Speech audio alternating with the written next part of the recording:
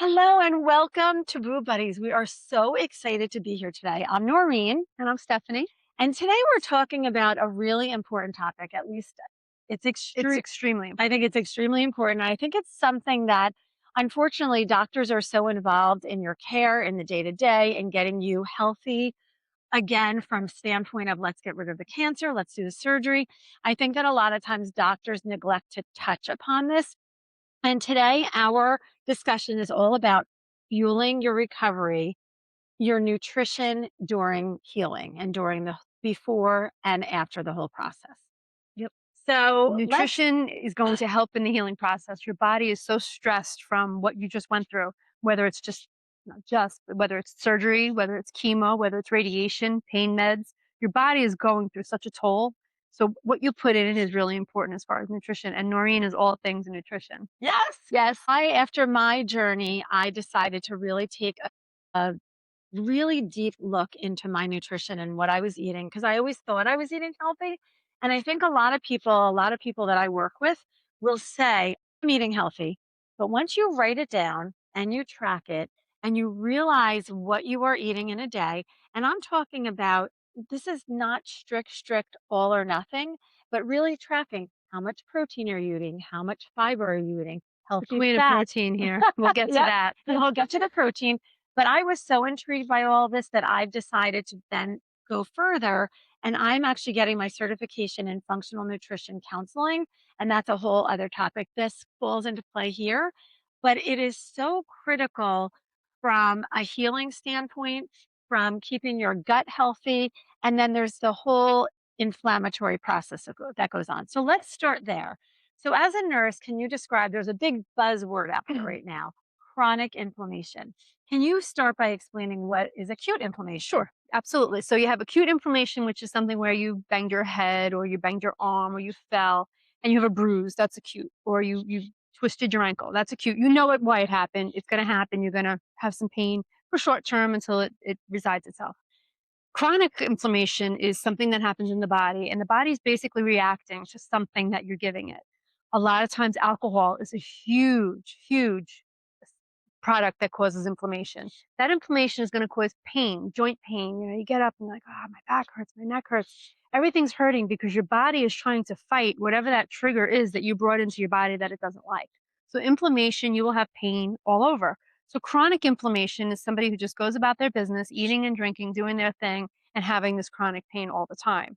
Acute, again, is when you know what it's from. Right. And acute is fast onset.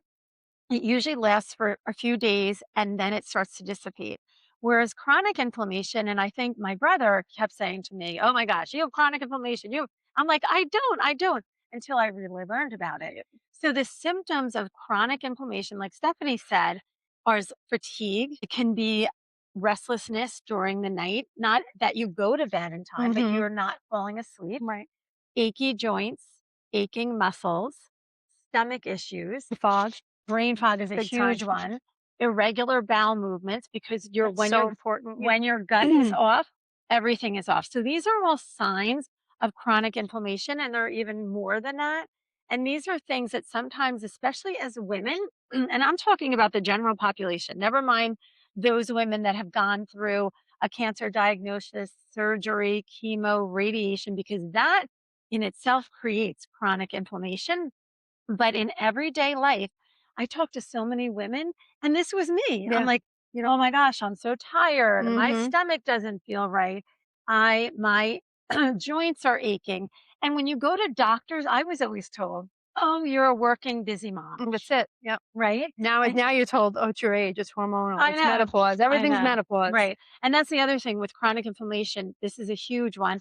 You have hormonal imbalances. Right. And when your hormones are out of whack, that then just goes into more Exacerbates it, makes it exacerbates worse. Yep. the chronic inflammation, Yeah. right? Yeah. So, let's talk about how inflammation affects your body as a result of your surgery and then chemotherapy and radiation. Obviously, surgery is an obvious one. You're gonna Right. have your areas of your scars, your body was opened up, double mastectomy, single mastectomy, your tissue is taken out. You're gonna come home and you're going to be sore, you're going to hurt, you're gonna be in pain. That's almost okay because it's expected. Right, you're expected to be given the pain medication, and the doctor says, "Give it 2 weeks, you're gonna be okay." Typically, for me, when my drains were taken out, I felt a lot better. But your body has so much fighting to do to try to fight off infections, to try to process all of the medication that you've been given. All of the pain meds have to go through your body and process. And with all that process, your body is really trying to fight. And that's going to make you tired. It's going to make you irritable. If your nutrition is bad, it's just another layer that's going into your body that's just not helping you. Right. So, and Noreen again, she is the epitome of health. I eat her, but you know what you're doing. No, And you yeah, really, really want to fuel your body. You put good gas into a good car, right, you're going to put good food into your body and right, get those good results. right. And so fueling your body during your treatments and then after your treatments is critical. Now, during your treatment, certainly if you're going through chemotherapy, we know that that can cause nausea, vomiting, decreased appetite, difficulty going to the bathroom. So at that point, your main focus with nutrition is to A, keep away from anything that's processed. You really want to eat whole foods. And I always tell people if something comes from the ground or even, animals, meat, vegetables, things that are not in a package are your way to go. Best way. Things like frozen fruits, frozen Mm-hmm. vegetables, that's great as well, but you really wanna try to do whole foods, and that's Right. what we mean by whole foods. So, my thing to people, what I always say is, if you pick up a package first of all, in the functional nutrition course that I took, she recommended that there should never be any more than 5 ingredients in any packaged food, but if you pick up a package and sometimes we laugh about this, one of my daughters Can't even pronounce the words. Yes. Yeah. We were hysterical one day because she was trying to pronounce all the words. If you can't pronounce it, chances Put it down. are it's not good for you Mm-hmm. because all of the processed foods, it's harder for your body to break down. And then that's when chronic inflammation is created. And everything starts at a cellular level. Our cells are the basis of our being. And so these cells are taking hits every day and that's sometimes how cancer is caused. If you smoke, if you drink, if you eat a lot of processed foods, our cells are taking hits every day, and our immune system, most of the time, can correct those hits. But when it's in overabundance, that's when things start to break down, and you'll see disease processes like cancer, like diabetes. Cancer likes those kinds of foods too. So if you do have a cancer, cancer likes junk food. Cancer Right, likes candy, right? right. Sugar, all the stuff that's bad for you, that processed stuff, that tumor, that cancer will eat that up and it'll grow faster. It's Yeah, what it wants to right, fuel itself. So you right, don't want to fuel those bad things. You want to fuel yourself with good stuff because the cancers don't really like that stuff. right. It And that's thrives on bad stuff. a very good point. Sugar. Cancer cells are fueled by sugar. And sugar, it's not just like white sugar that you're eating, but it comes in the forms of cookies and candies and things like that. But it's all those silly kind of carbohydrates, the white breads, the cupcakes, the cakes. Those are called your silly carbs, what we Right, call right. silly carbs, and they are full of sugars. And even the breads that are the enriched breads Hmm. and things like that, that you think are really good for you because it says whole wheat or multigrain or enriched. It's not that these are bad for you, not all of them. You really have to read the packages. But again, what I've learned in my functional nutrition course is so many things have changed over the years with regards to what's in our soil. And then actually the wheat germ itself is broken down way before it's even planted. So the wheat that our grandparents were It's eating different is from very now. different, which goes into the whole celiac and why there's so many more people Hmm. diagnosed nowadays with celiac and they're gluten intolerant and things like that.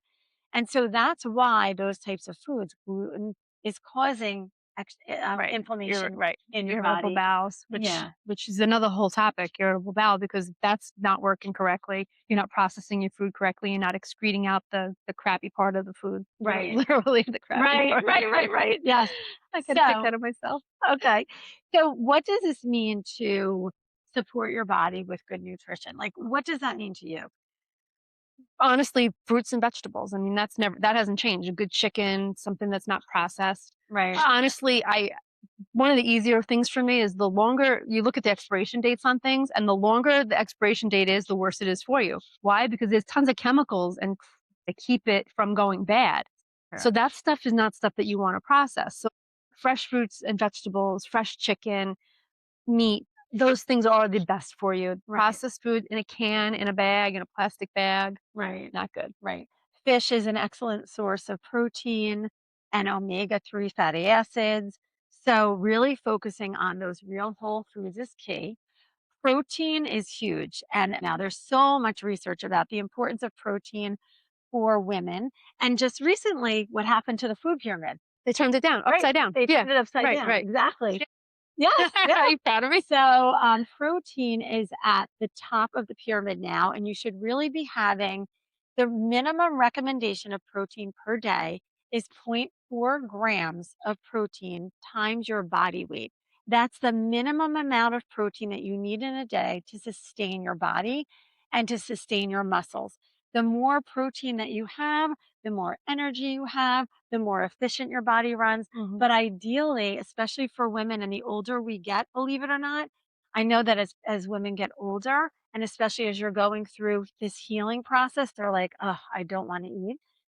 And it's really important to have at least 20 to 30 grams of protein with each meal.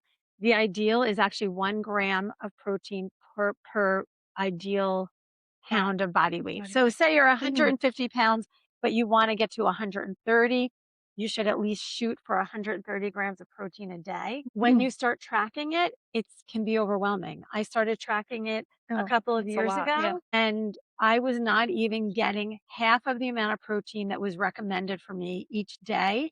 And what a huge difference Yeah, when I started getting big, that. big time. So, protein is huge, fiber is huge. Mhm. 25 grams of fiber a day is recommended. And what kinds of food do you get fiber from? Put me on the spot from that one, I'm not sure. I like oatmeal, but the whole grain oatmeal, not the Yes, processed, whole I don't wanna grain. name Yep, whole names grain of oatmeal. oatmeal, but yeah, like Yeah, a good substance oatmeal. yeah. You're better at this than I am. Things like, well, Put me on this. leafy greens. Yeah, Leafy oh yeah, greens are leafy green, really important. broccoli, yeah. Broccoli, spinach. However, when you actually look it up, there's very little fiber. People say, oh, get your leafy greens for Right, fiber. Chia seeds have a lot of fiber. okay. Flaxseed has a lot of fiber Do in you it. recommend a fiber supplement? I mean, I know we can't really say name brands on here, but is would If you if they can, can't get their own right, fiber. well, yes, if you start tracking and you're really low and you don't know how to get your fiber up Mhm. there, you can ask a nutritionist to help you. But you could do a fiber supplement. The only thing is make sure that there's nothing processed in it. Right. Make sure that there's no added sugars in it because that's a big thing with a lot of the supplements out there. A lot of the supplements have additives and Mhm. preservatives, and we think we're doing really good Right. for our body, and we're really not.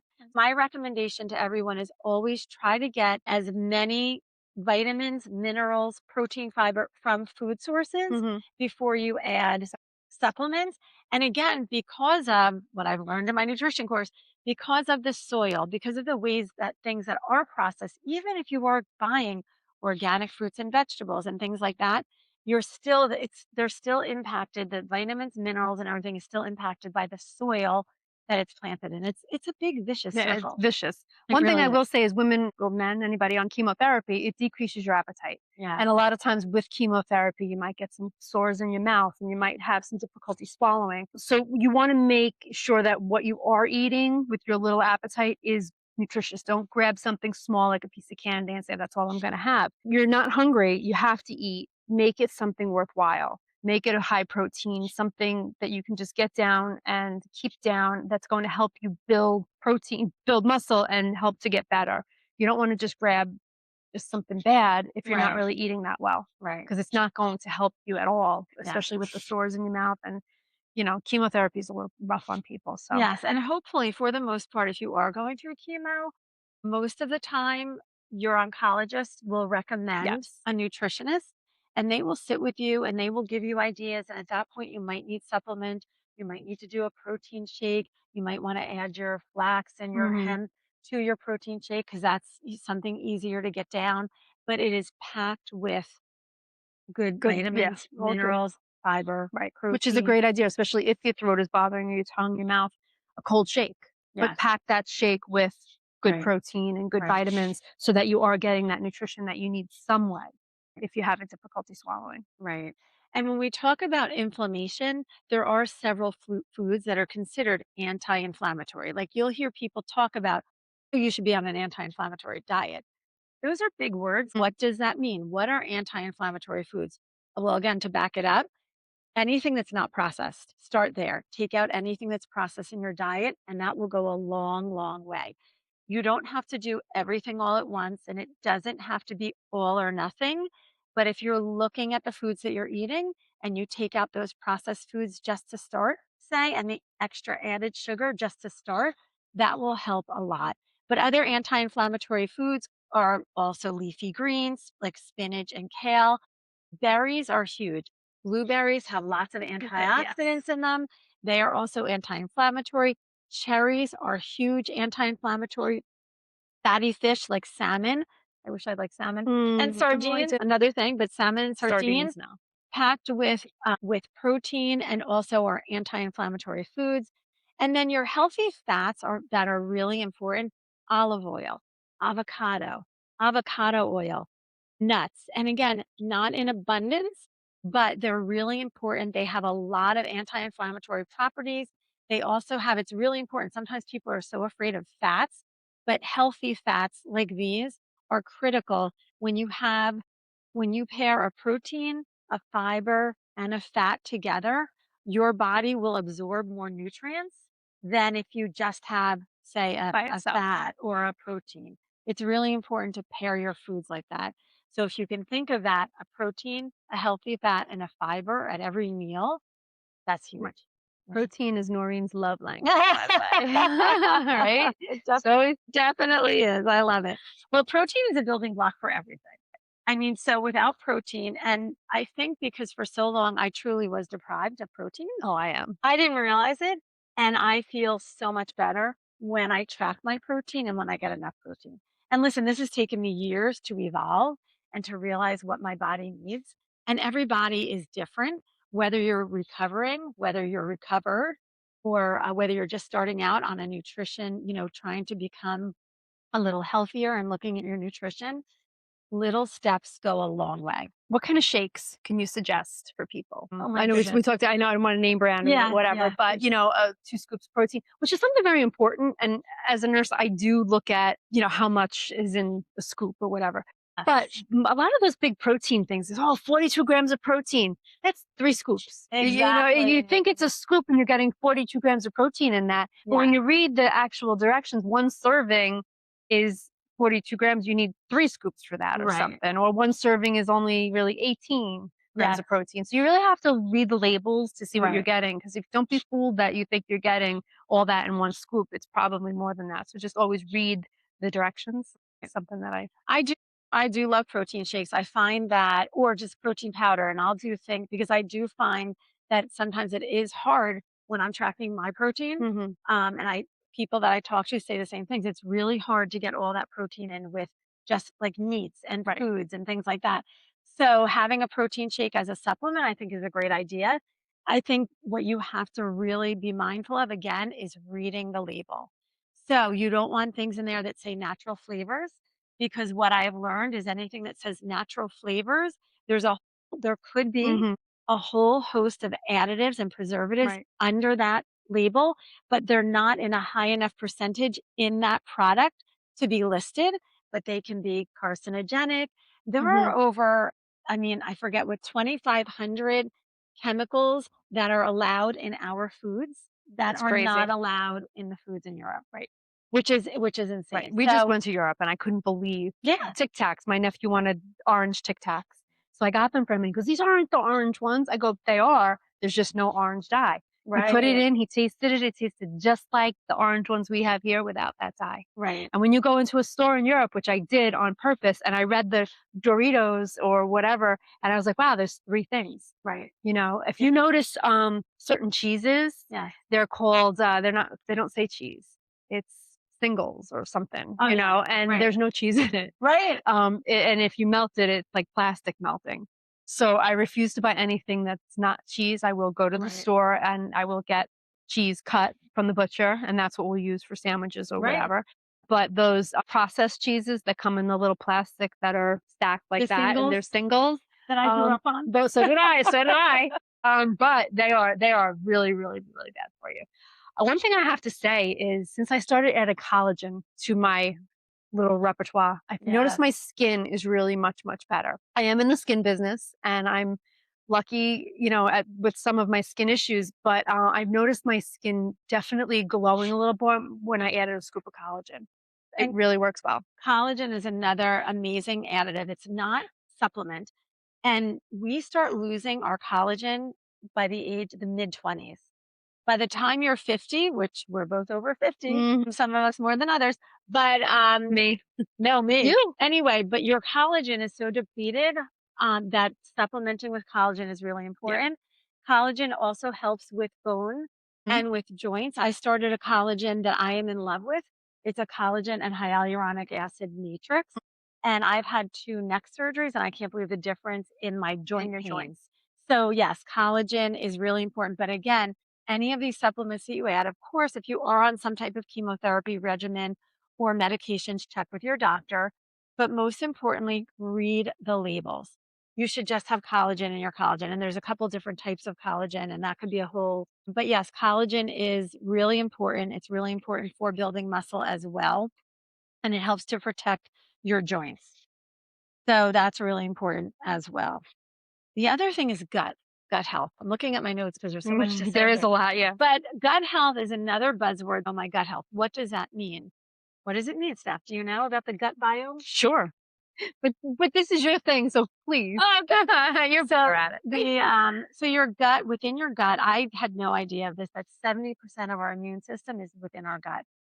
So imagine now, as you're going through chemotherapy and your body is stressed, some of the chemotherapy drugs are really clearing out your gut biome. And so what does that mean? Within your gut, there are little, I don't want to say bugs, but yes, there are some bugs in there. Yeah, yeah.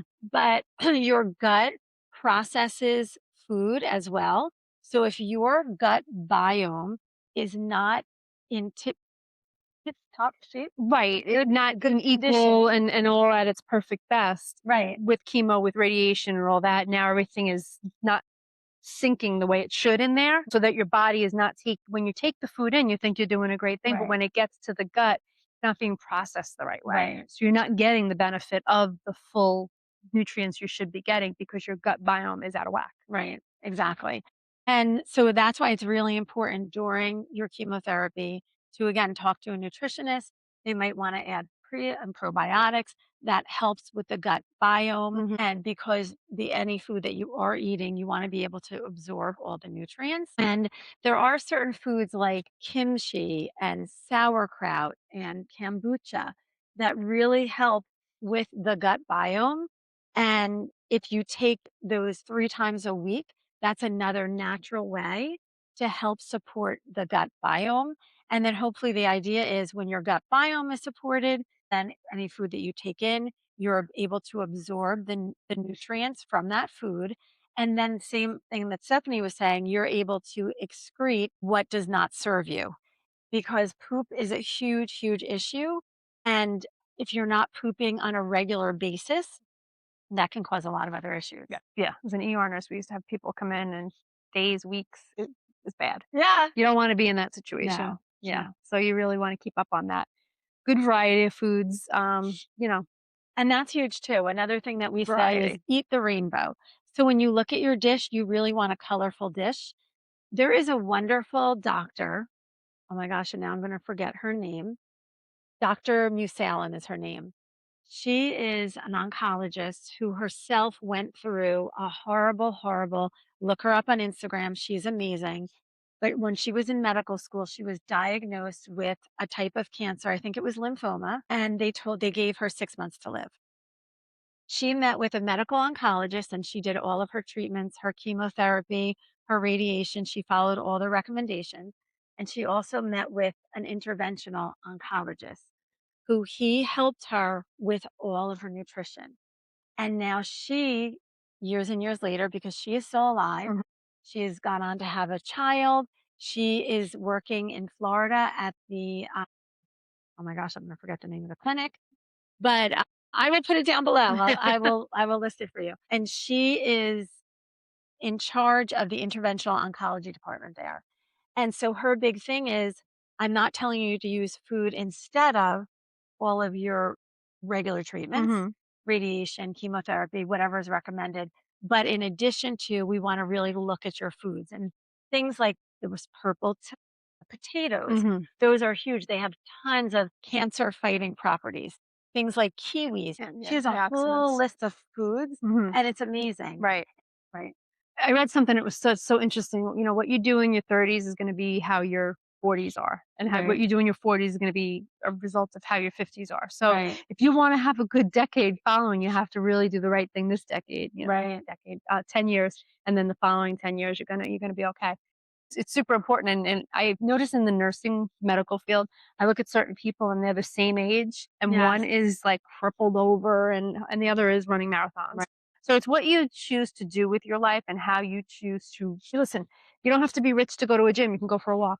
You Right. know, you don't need to go lift heavy weights. Just have something, and just getting out there and some fresh air and your adrenaline out is going to help you mentally and physically, because the mental part of being sick also is very hard on the body. Right. So you get out there and you take a walk, you listen to your music, listen to the birds, look at the water. All those things are going to help you get through this along with that great nutrition. Right. Absolutely. And walk with a friend Yeah. because we know Yeah. that companionship, Mhm. friendships are really Find important. yourself a boob buddy. Yes, are really important during this.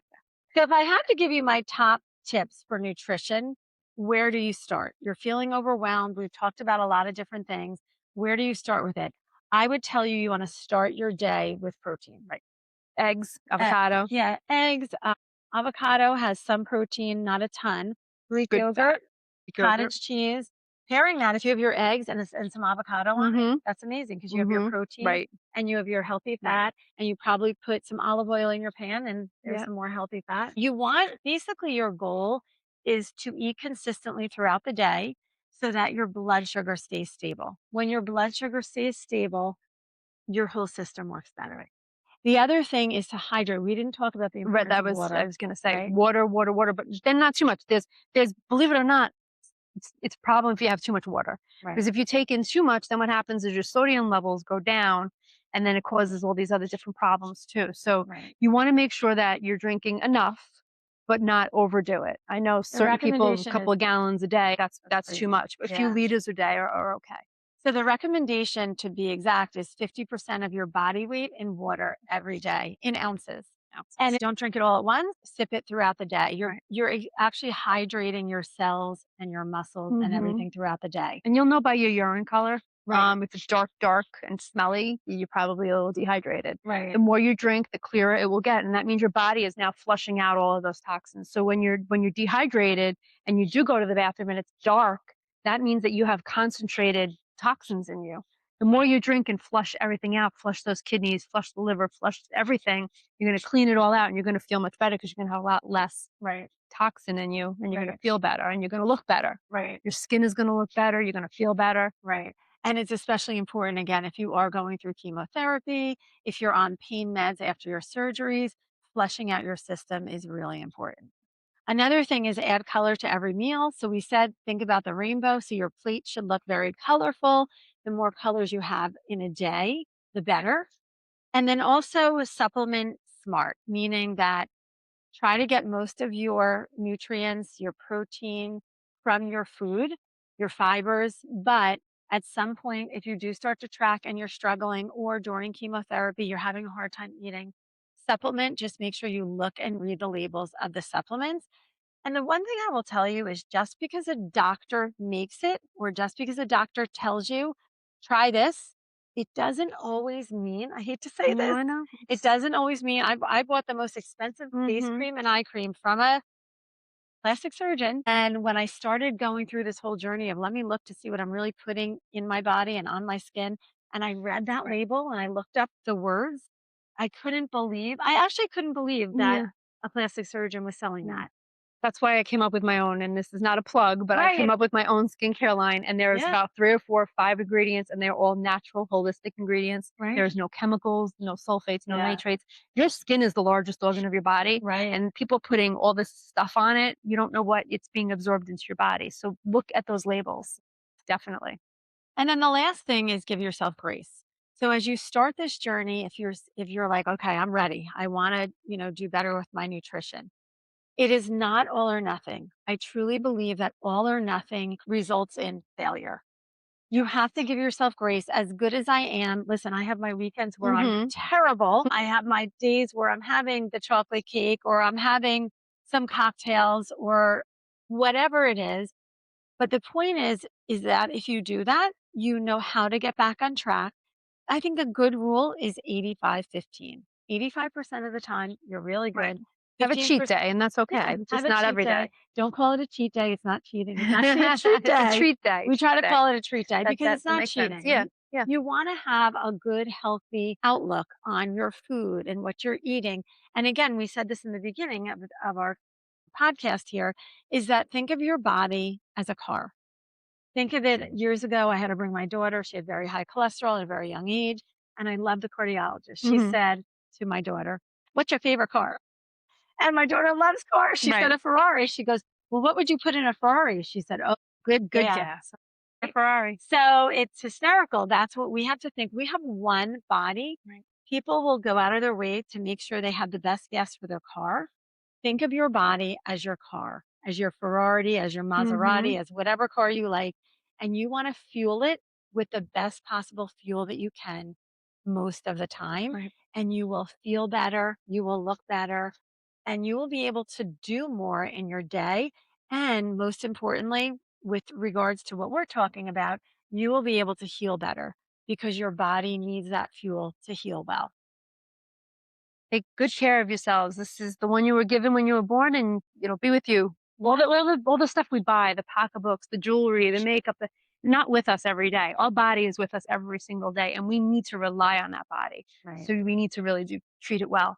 And I've learned a lot from Noreen, and I'm going to make some healthy habits. Yeah. So, oh, since yes, healthy habits. I started cottage cheese. Oh, good. So Okay. just Okay. because Noreen said so. Yeah, I did. Oh, one other thing you talked about protein powder. One Yeah. of my favorite things to do other than drink it is I love mixing protein. I'll do it in the morning and I do like a whip. So I'll do Greek yogurt or you can do cottage cheese Hmm. and 3/4 of a cup of Greek yogurt, plain Greek yogurt. Don't get anything added in it. Is 18 grams of protein. Then I put my 2 scoops of protein powder. That's 20. So now we're up to 38 grams of Hmm. protein just with that. And then I'll throw in a good fiber, which would be like some raspberries or strawberries, Right. and whip that in. Sometimes I'll throw in, I love, this is my new favorite find, hemp seeds, which 3 tablespoons has 10 grams of protein. So now So I now you have, have a decent amount already just in yes, the first meal. exactly. I have almost 50 grams of protein. I'll even Halfway use there. that as a snack Yeah. sometimes. And a great thing with cottage cheese, put it in a blender with your protein powder, turn your blender on, and it legitimately becomes like a whip. A whip. And taking Yes. my cottage cheese and putting some strawberries on it Yeah. and a little bit of honey Yes. just to kind of make it a little bit sweeter. Yeah, But definitely. anyway, well, if you've enjoyed our segment today, please let us know and share with a friend. If you have any questions, please put them below because we would love to answer any questions. We just really touched the tip of the iceberg with regards to nutrition. So if you have any questions, certainly ask us. If we don't know the answers, we will find them for you. And certainly, if you're struggling and you're not sure where to start, you can definitely seek out the advice of a nutritionist.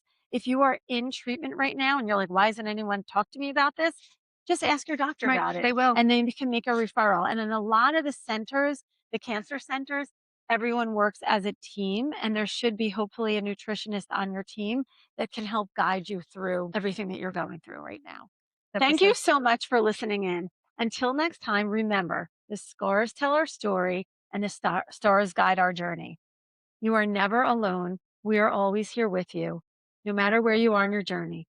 We're right here with you. If this episode touched you, share it with somebody who could use a boob buddy today. And don't forget to subscribe so you never miss out on a moment. And coming soon, we have some really great guests. So Yeah, thank you again. thanks. Bye.